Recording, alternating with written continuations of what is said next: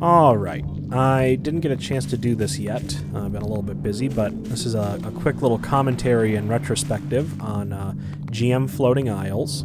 I am here in pancake mode because I didn't feel like digging out all my VR shit and trying to get it to work again. But I've been told it works pretty well in VR. This map was meant to be somewhat of a quick little side gig, something to just mess around on, try and be a little bit creative. I kind of wanted to go for this low poly, simple aesthetic because I'm not very good yet at the realistic stuff in Hammer, so I figured I'd play to my strength and made a weird concrete building at first. This island was actually pretty much all that was present on the map for quite a while. I mostly made this to test out skyboxes, 3D skyboxes, trying to figure out all this sort of stuff.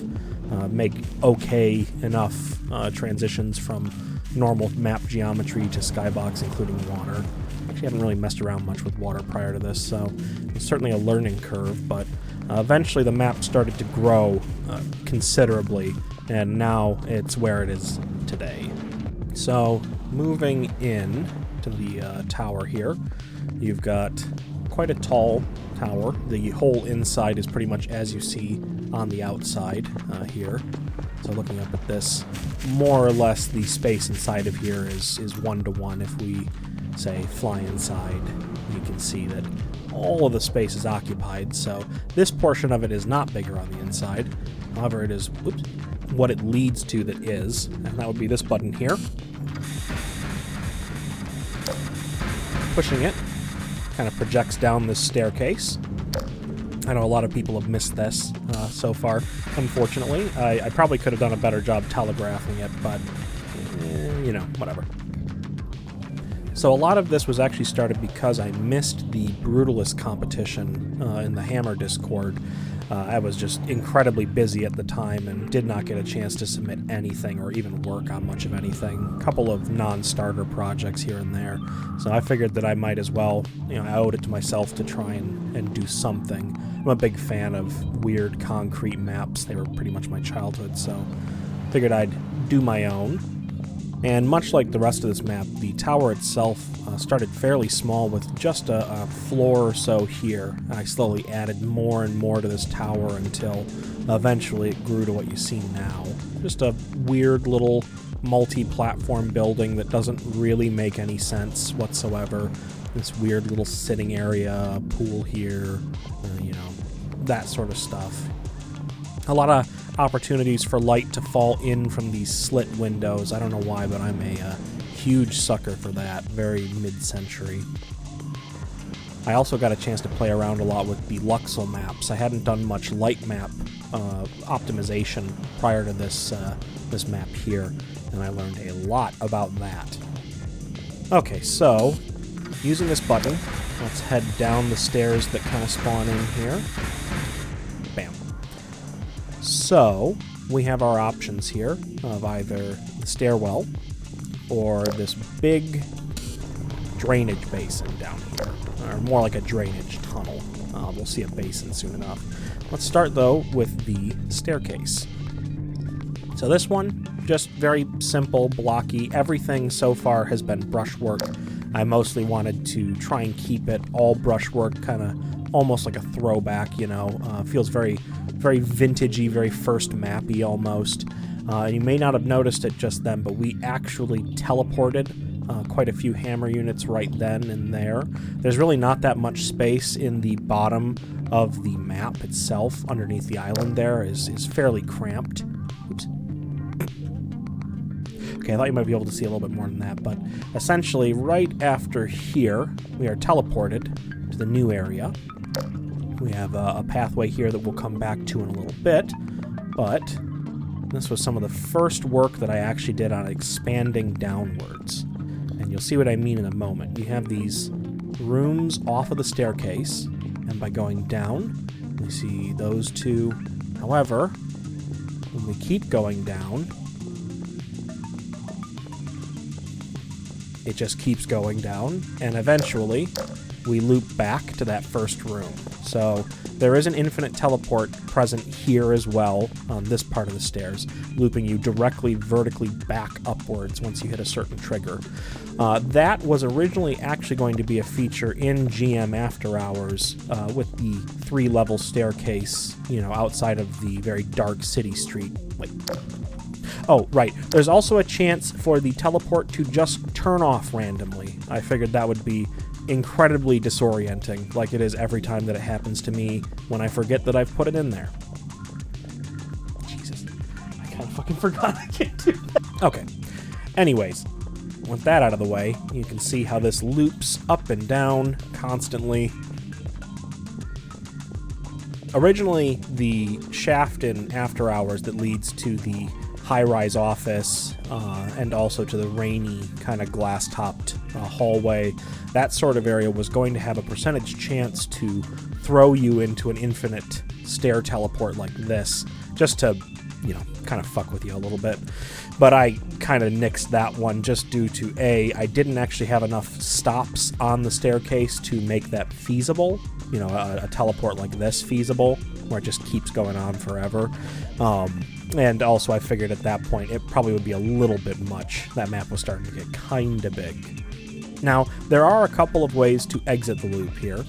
For instance, there is this path here. Going onto this closes these and starts a lift. You go directly upwards like this.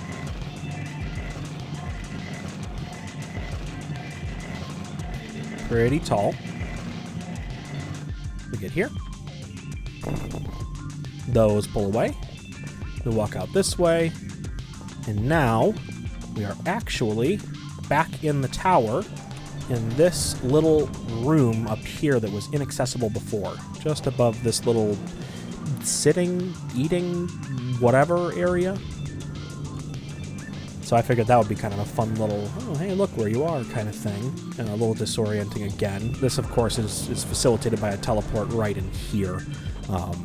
There is actually a secret associated with this that I'll show a little bit later in the video, but for now we're going to try and keep it as spoiler-free as possible. Technically, that is a dead end as well. There is pretty much nothing to do once you get there. You can just come back down like this.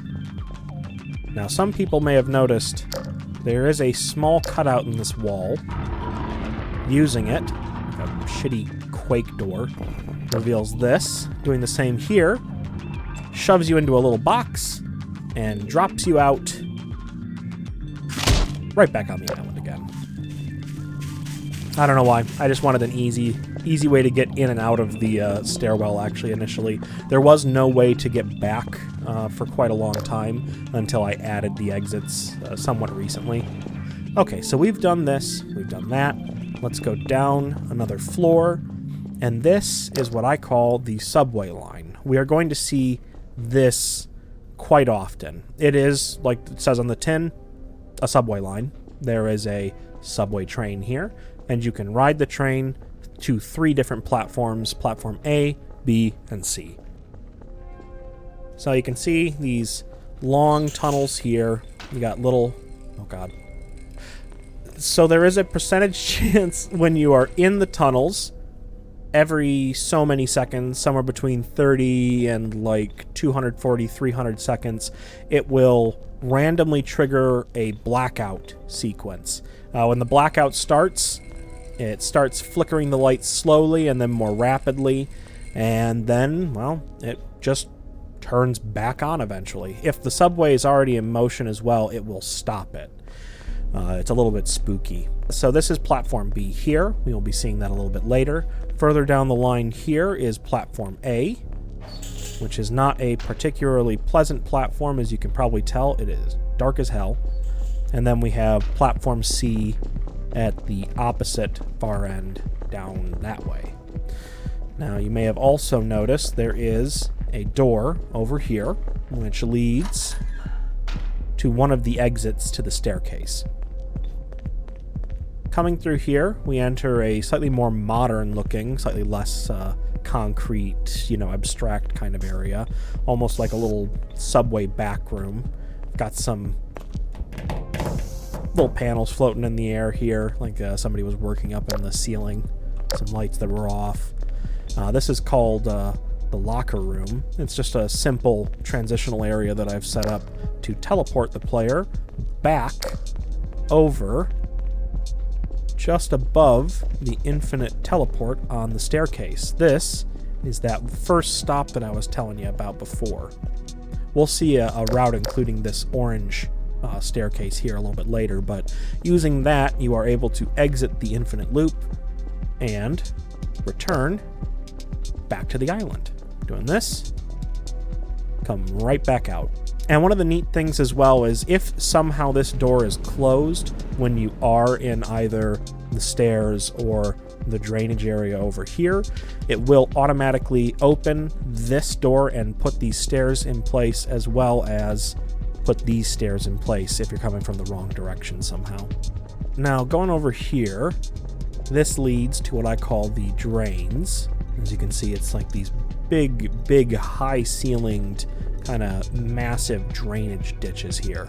And right there on that decal is the teleport. So you enter here. Turn the light off, actually, for now. You have these 3 colored paths, and immediately the orange one might be reminding you of something, because if we come this way, this is actually the stairwell that leads to this stairwell. We were just here a moment ago. There's a lot of interconnectivity in this map, like most of the maps that I make. So you can pretty much get anywhere from anywhere. There's very few dead ends, the island being the first of them. Now, let's go ahead and follow the green path. And this way leads to some kind of pump room, almost equipment-esque looking areas. Just kind of almost reminds me of a Quake 1 or like a Quake 2 deathmatch map or something along those lines. One of these to be in a very bold monocolor kind of lighting here. No additional, white light or anything like that here. Just green. Keeps it kind of sickly looking, but I don't mind it. However, this leads out onto what I've called the drainage basin, or just the basin. It is a 3-story, massive vertical shaft here with some big drops of water coming out. You can see below us a bridge and a little walkway, which we'll see very soon.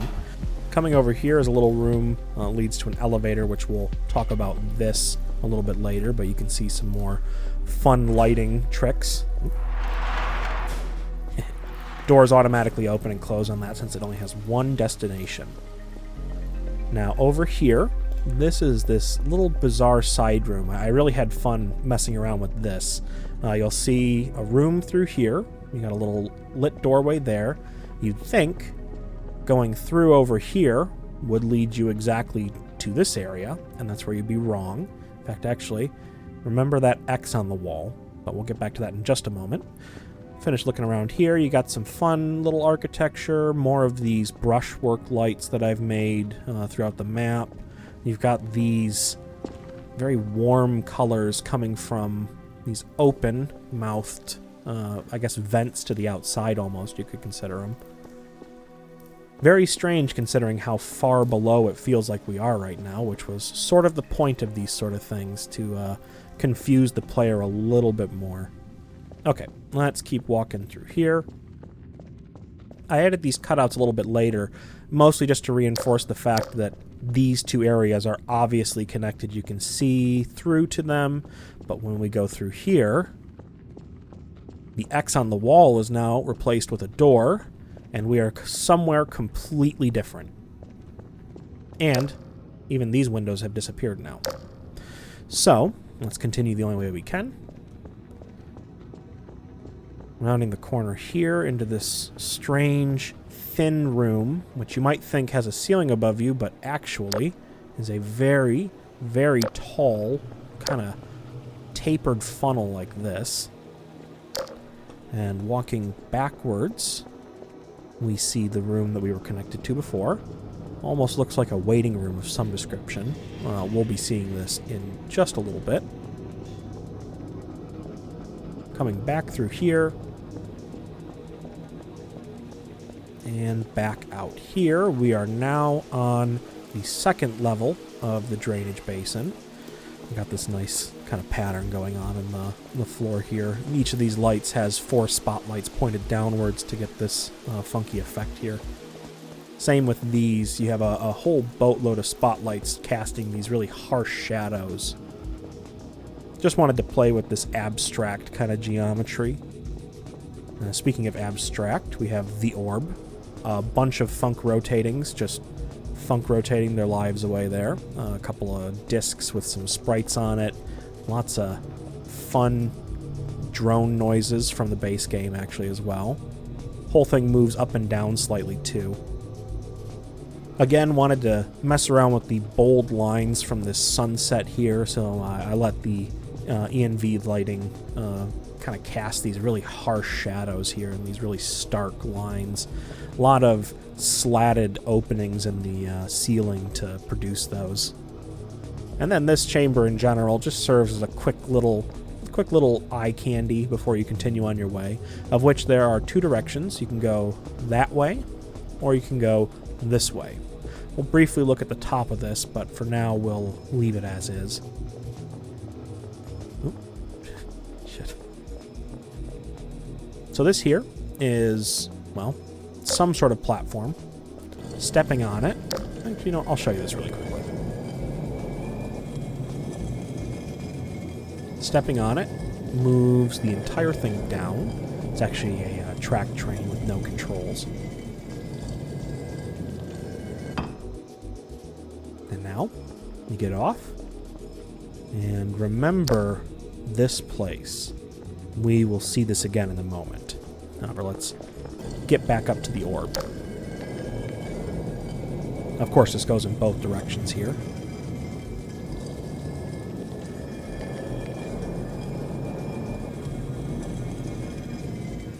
And stop.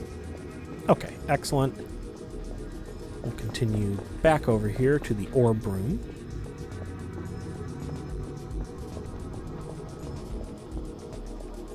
And now we get into this little side thing. Now, of course, we have teleported at this point. And we are now on the final, the lowest floor of the basin. This one is a small pathway here. You can even see the splashes in the water. You can hear it hitting the water from this height. And it can look all the way back up at where we were just a few minutes ago. Now this opens up to some more strange room geometry, but more importantly, something that might look a little familiar. We were just in this area before. This is the modern incarnation of the concrete maze from places from film. This is kind of a slight reimagining of it for this whole thing, the Basin sequence as a whole for the most part. And this is a relatively dense maze, can be kind of easy to get lost in, as a matter of fact, because if we pull out for a moment here, you will see it is a 5x5 almost grid of these pluses with random interconnecting rooms. Several of those rooms have teleports as well. In fact, actually, you can even see that hallway that we were just in with that lift right there. But let me go ahead and plop us back into the start. Hold on. Where's the start? Here we go. So, to make this a little bit simpler, and to hopefully make it so that people don't get horrifically lost every time they try to traverse the concrete maze here, I have put in little painted lines at each node. The lines point you from that entryway to your destination ahead here. So just following the arrows is enough to exit. You'll also notice these orange arrows pointing out points of interest, we'll call them. We'll come back to that in just a moment. And this is where you want to go.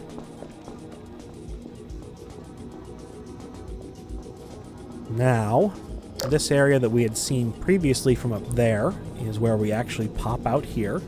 This is a train station of sorts, just a little kind of avant-garde, I don't know, brutalist sort of waiting room for, you know, I guess the platform. It's very abstract, of course. And then coming along this way, we will see Platform C. Platform C does not have very good lighting.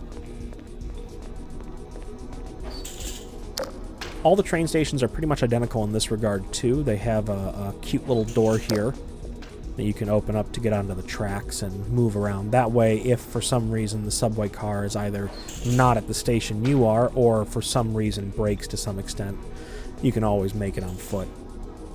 So, before we leave Platform C, because I will really quickly show you how the subway train works, I wanted to show off the bathroom here. Now, this is the first of a few little secrets. You'll see that it looks like the mirror here is working, but of course it's not actually a mirror. It is a duplicate across the middle, cleverly made up to look a bit like a mirror. Since I'm assuming most people are going to play this map in single player, this sort of thing probably won't fool anyone playing it in multiplayer, but you know, it's just convincing enough. So, here we go. This is the subway train. It's just a funk brush. I had tried to turn it into a prop with Propper, and the lighting did not like that. It looked good in normal or in fast mode, and then in every other mode it was a horrible stroby nightmare as it went past the lights. At least you can see it though on these props. These are all prop statics in here. So let's go ahead and let's go to one end. The doors automatically close on this. The way it works is there's actually two big triggers at each end of the train car. When you're at one of the ends, both triggers activate and send you along towards, you know, away from the stopped end. And then when you are here at the middle platform, moving towards one of the extremities of the car will lead you in the direction, you know, of that. Now arriving, platform B. So, now we're at platform B. Once you walk off the train, both of the triggers reset. And now you're free to move about. Like here, we can quickly take a look at platform B's upper area here. It's a relatively simple, you know, kind of representation of a subway station, quote unquote. I mostly wanted to keep this majority brushwork where I could, even in these somewhat realistic areas. Now keep this staircase here in mind. We will be seeing that again later. However, at the opposite end of this is this door that you cannot interact with. And I've added this little vignette of outside life here.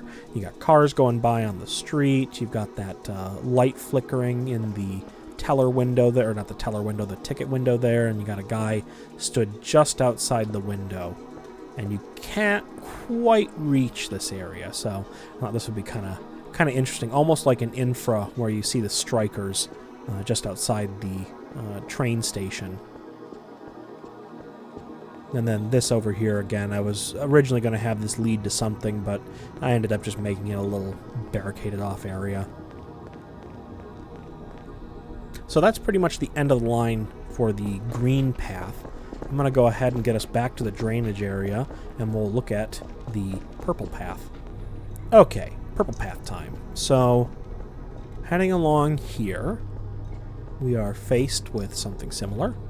You got a little ladder to climb up, and you got the purple drainage room.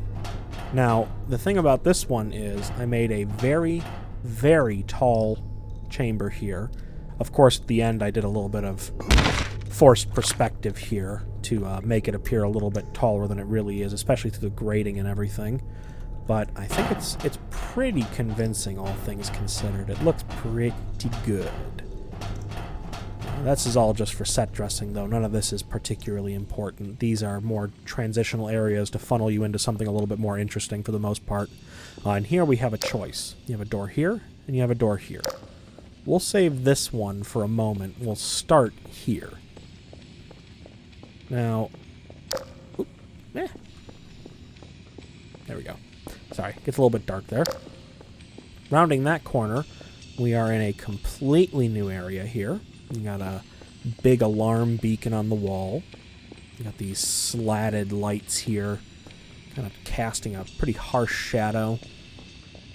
Walking along here, you got another alarm light going off, and I think this will even play a little alarm sound. Yeah. Moving away from that turns it off. And then over here, we have one of my favorite spots to make. This area with this grill, all these soft white lights, and these really high-resolution light maps here, too, make for a particularly moody area. These weird, ripply ceilings, too, very neat. And then if we come out here, we've got this bizarre concrete mess. I'm also quite happy with this. I don't really know what it's supposed to be, but it is certainly here. Whenever you can see the sky too like this, I usually either bring back the same soundscape that you would hear on the island or another outdoor soundscape, just to kind of make you feel like you're close to the surface when realistically you probably are not. Okay. Coming out here and continuing along this hallway, we find a staircase here, which might look a little bit familiar to where we just were a little bit ago in the train station. And then we also have this bizarre area ending in a locked door. And I can promise you we will be returning here as well. But for now, let's go ahead and take this. Now, heading down this staircase is another teleport. We've encountered at least 4 or 5 again past that. And we are back at Platform B's entrance. Coming down here, you can see Platform B. So the purple path, one of the ways out is to get to Platform B. However, if we head back up, now if we come back in the way we came, we should make it back to the purple place. There we go. And we've got a path that has not been traveled yet. Now, this area is probably very clearly inspired by a lot of mid-century modern kind of brutalist aesthetics, especially, Control, things like that. That was a big inspiration for this area. It is this weird, empty office, just completely devoid of anything except for all of the decorative kind of dressing all over. And you'll also notice we have just looped to the opposite side of the room. I wanted to make that a little contained area. Got a lot of recessed lighting here. You got this big void of dark there almost in between them. And when you come down here, you got these nice big angular kind of lines into the doors with a huge channel light casting a harsh kind of white light on all of these stairs here. We have a cool path and a warm path. We'll start with this because it actually leads back to somewhere we've already been. You can probably take a guess as to where. But entering this elevator, we'll activate a little elevator sound.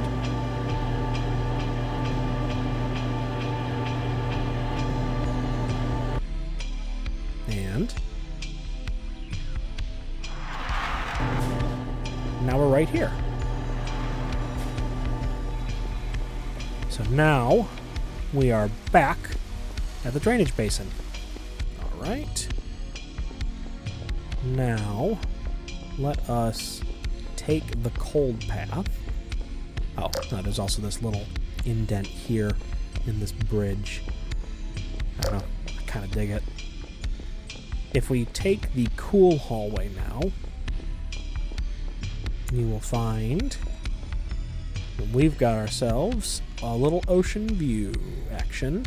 I wanted to try and remake this since After Hours Oceanview just felt a little bit like, I don't know, it didn't feel quite right. I decided to give it another go, and I even remade this sign here as well by hand.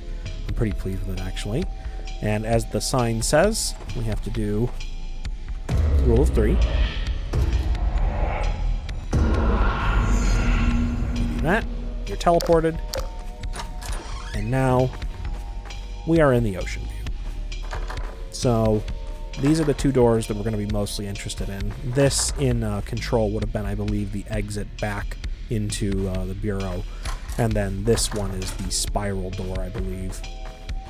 I could have those backwards, but that's how they are represented in this map at least. Now you'll notice that every door is locked, except for those two are currently locked. But these you cannot interact with, and that is because I've actually recreated the minigame. In this case, each one of these little rooms has a television with a spinning baby on it, a little teddy bear, some general furniture, and a light. However, remembering what that layout looked like, if we go to the second room, somebody has turned off the light. You turn it back on. Looks like everything else is correct. Head back out. Ring the bell. And now this one might look correct for a moment until you notice the teddy bear is misplaced. And now walking back this way, a door mysteriously opens, and you got a little room in there. However, let's go look behind this door. Now this is definitely going to be a spoiler if we haven't already been in spoiler territory regardless. This here is the dev room. It is obviously the writer's room from Alan Wake 2. And you got the like nice darkish kind of blue vibe going outside the windows. You got the radio over here. You got the TV over here. You got the plot boards, quote unquote. In my case, it's a little credit board here.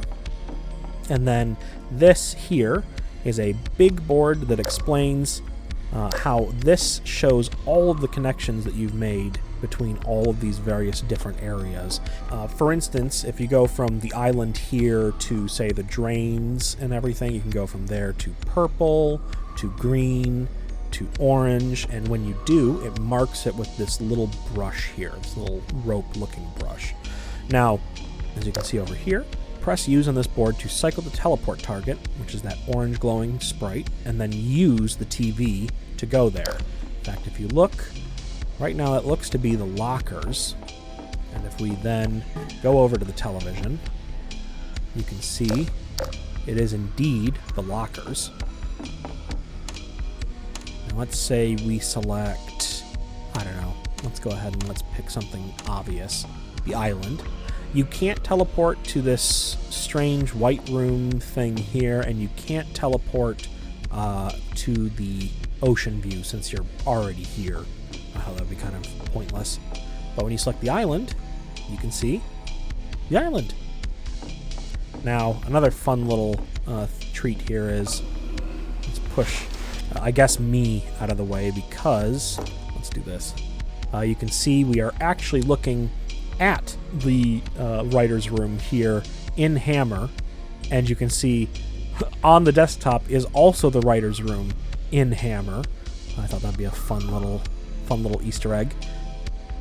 Yeah, you can see this is the whole thing itself. You can see this massive spam of purple is all of the entities that make up both of these guys here, the radio and that. Now, I'll also briefly show off the radio. The radio just contains a handful of tunes, plays through them in order.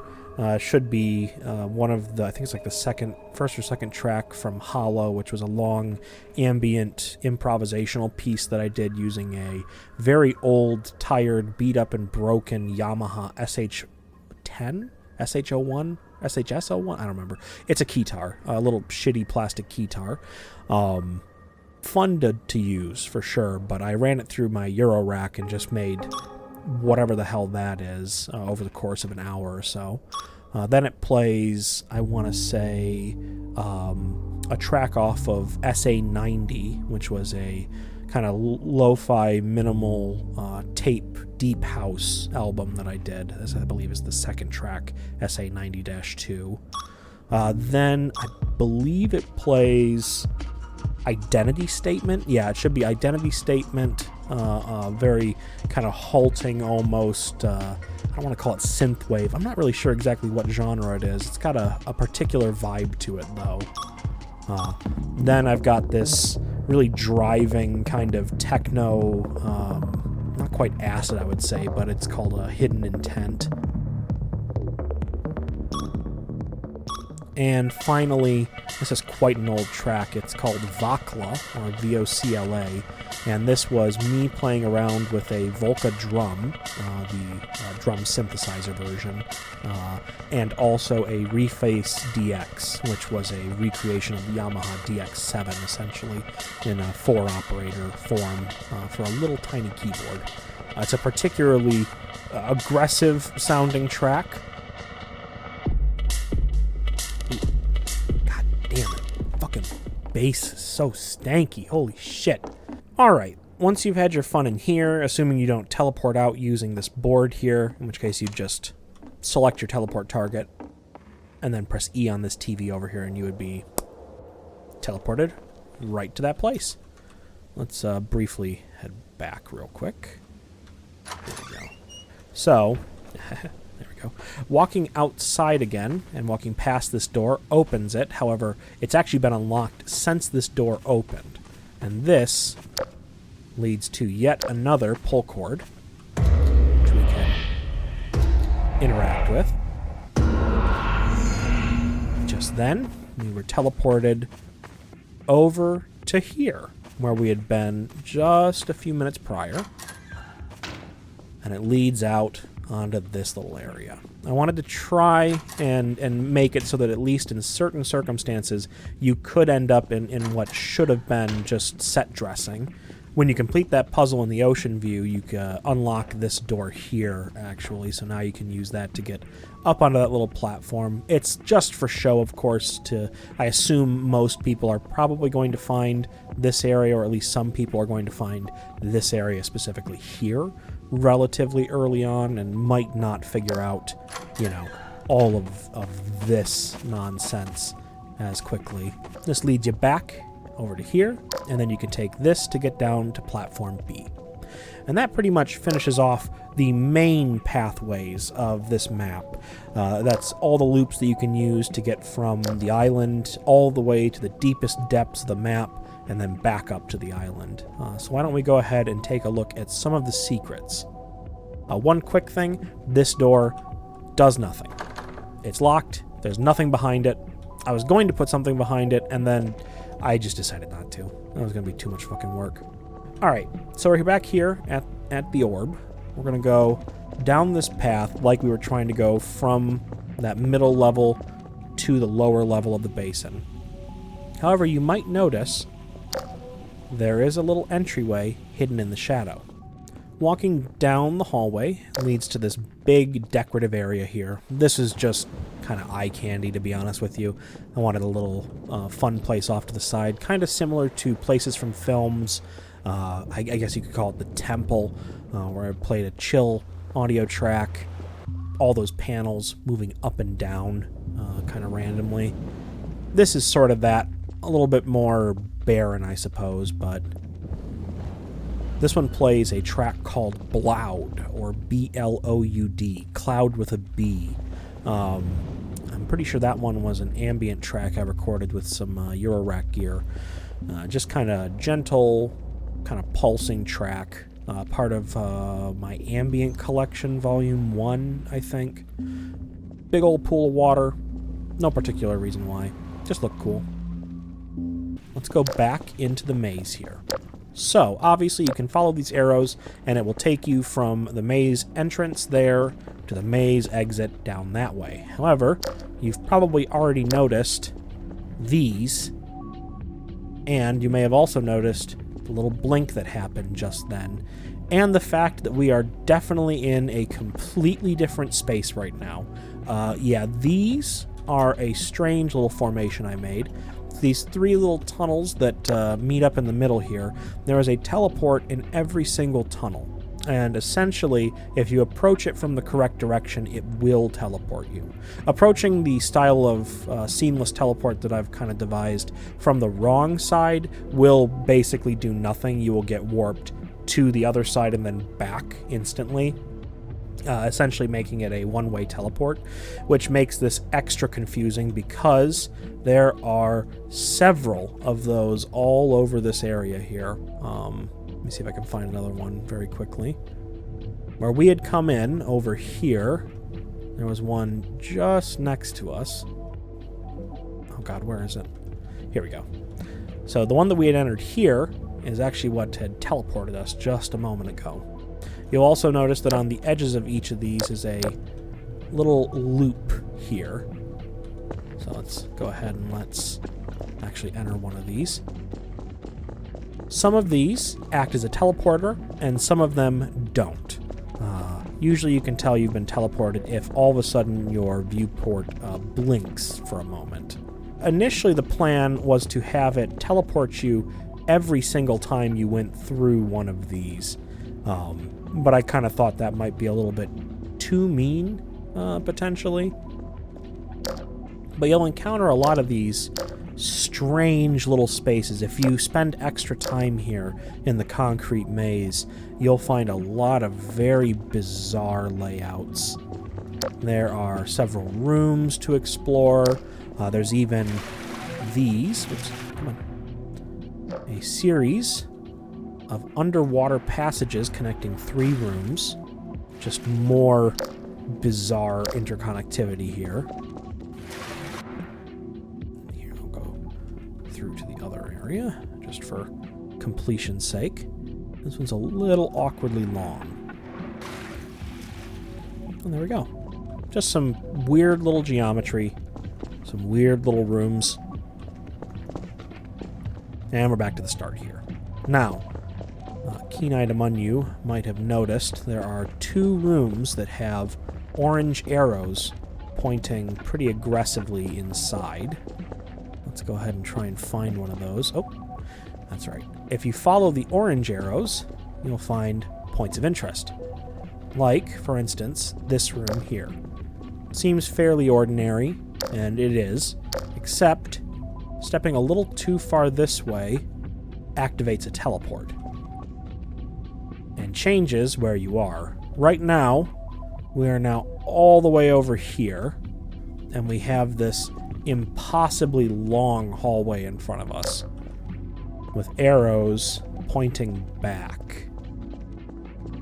Now, initially this hallway was a lot shorter and a lot blander and plainer, but I started adding these decals and realized it could be pretty good for mounting tension to have them like inexplicably start multiplying as you come along here, like it's telling you to turn back. And then finally, when you round the corner, the chime plays and ya boy is on the wall. And getting close to that, of course, teleports you for the final time to this new room here. And it's not a lighting glitch here, however, it is a one-way wall, a little hidden spot. Spits you out here, and then you can just follow the arrows to get back. And here is where we just were. Now, backtracking here, you got another orange arrow. This one's a little bit stranger. You go up a level. This is actually so that you can pop out on top of the hallway between shafts there. And now, we're a little bit taller. We go a little bit higher. And we find this. Now this obviously shouldn't make any sense, because currently, if we look up and out, these are towering all over us. But from our viewpoint here, you cannot see any of that. And again, you can hear the coast, almost like you're close to home kind of thing. I wanted to play around a lot with this sense of interior and exterior spaces and something so cramped and weird like this. And getting you this close to the skybox and getting this nice natural lighting again feels like a bit of a breath of fresh air from the very cramped corridors of the concrete maze. And then you simply jump down. That there itself is actually a teleport as you're coming down the shaft. In the actual geometry, I'll show you real quick. Where are we? So we were just here with the drop all the way down there. You'll see it's actually a bit taller than its counterpart. And that's because the drop is longer drop here, is longer than the actual concrete maze itself. In fact, you fall almost twice as far and still end up somehow on this level here. So those are the two main points of interest for the concrete maze. There's a handful of other little rooms here and there. As a matter of fact, if I can find it briefly, let me go ahead and see if I can. Oh, and there's also, on the opposite axis to the exit, there is this funky little turn, which basically loops you forever. If you keep running this way, you will just keep turning left, or popping out to the left and entering the maze again. Now, in certain circumstances, when you go through some of these little side loops towards the edges, you might find some doors where there normally isn't any. Following those along, you'll probably notice this is again this little arrangement here. Following these leads to another very dark, very long hallway.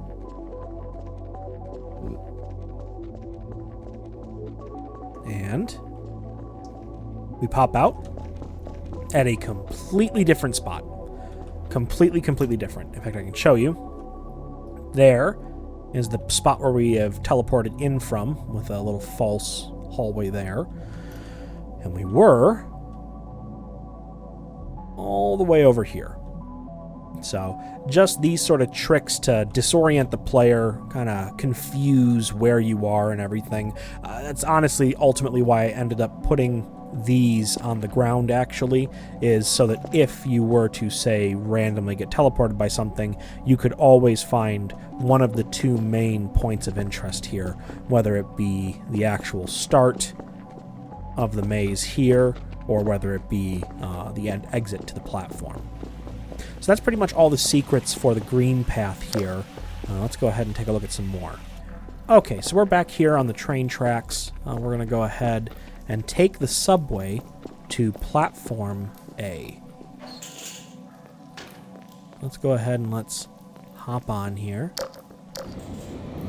Now, something that I'm quite pleased with this actually is the lights cast a little bit on these seats here. When you get up to speed, it looks pretty fucking cool.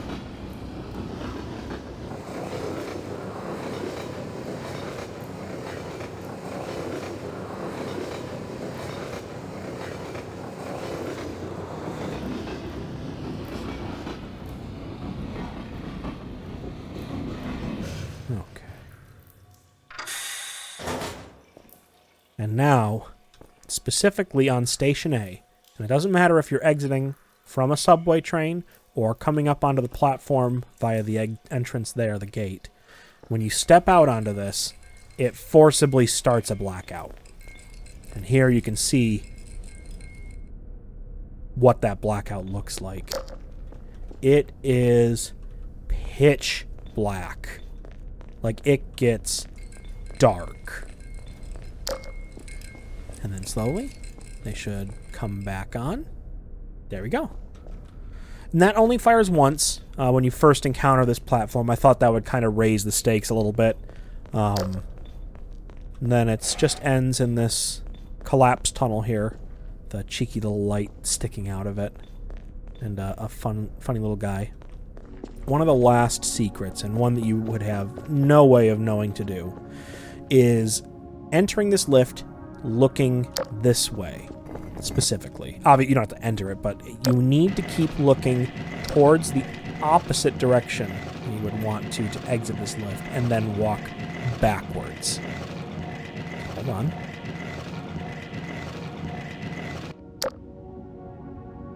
Wait for the thing to open. Now, walking backwards actually prevents the teleport here from turning on. So now you'll notice we're on the wrong side of the teleport. Walking through here, oh god, leads us to one of the last secrets. I'm pretty pleased with this.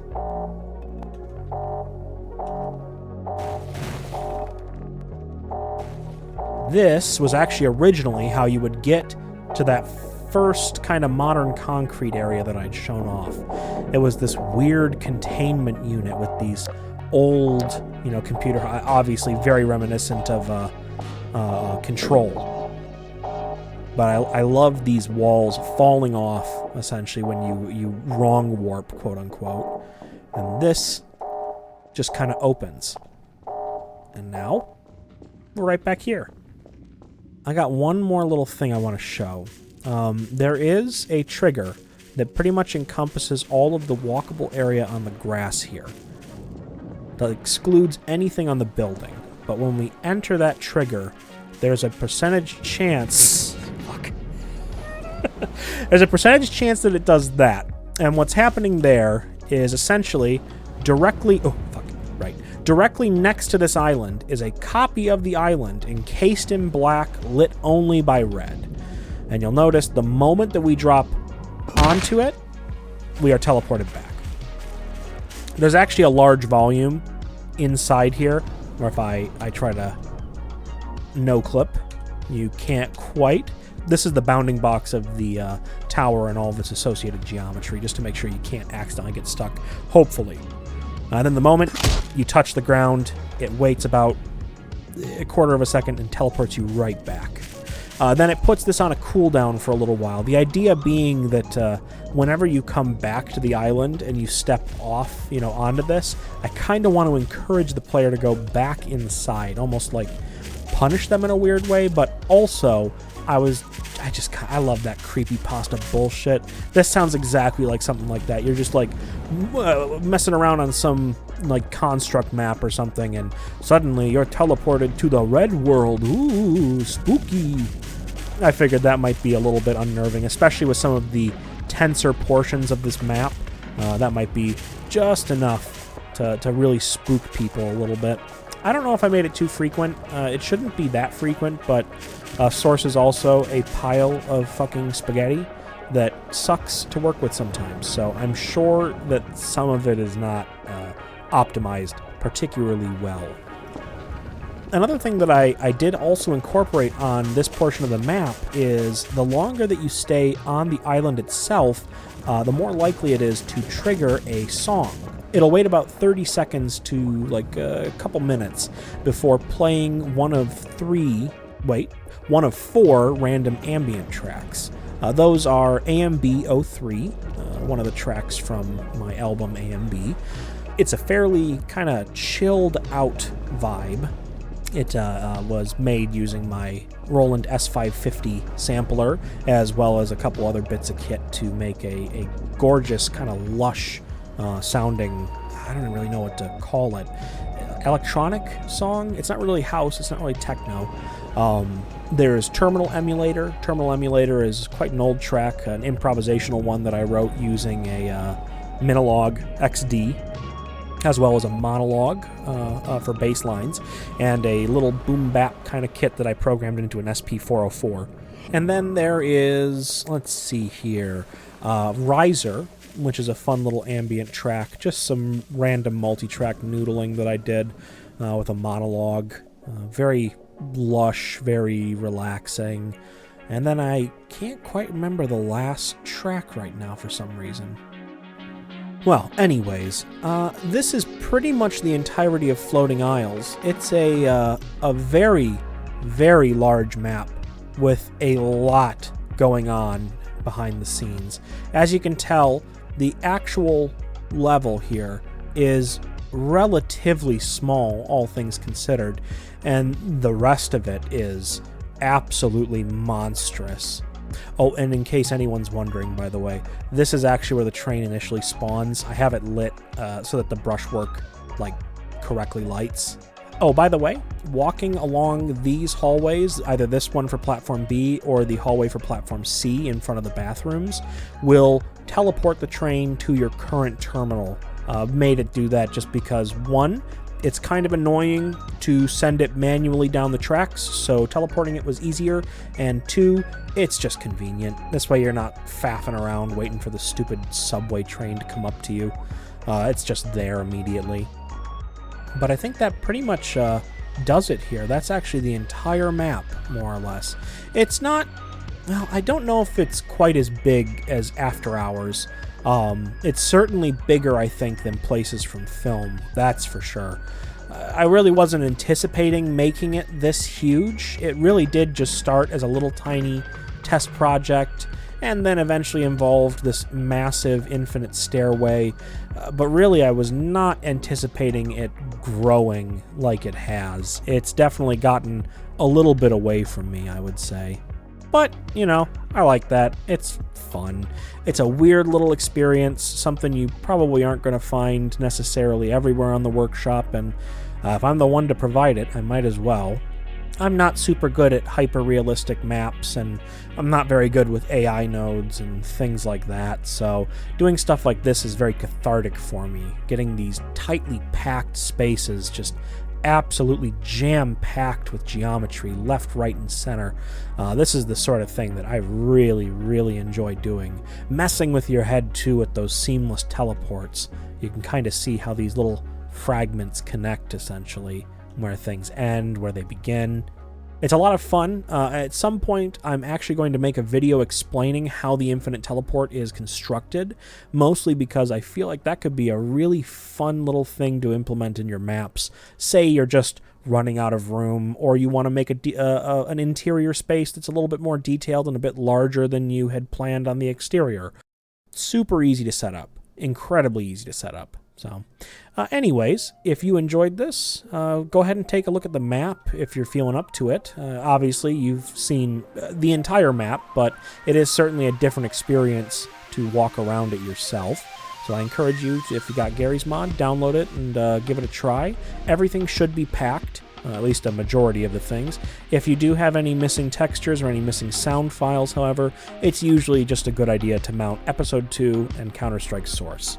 I do pull a little bit from Left 4 Dead 2, but that should be fully packed in this case. So, anyways, I've been Dylan, you've been watching, and I'm going to actually probably go record a thing for After Hours, because I realized I didn't do that, and I released that map a while ago.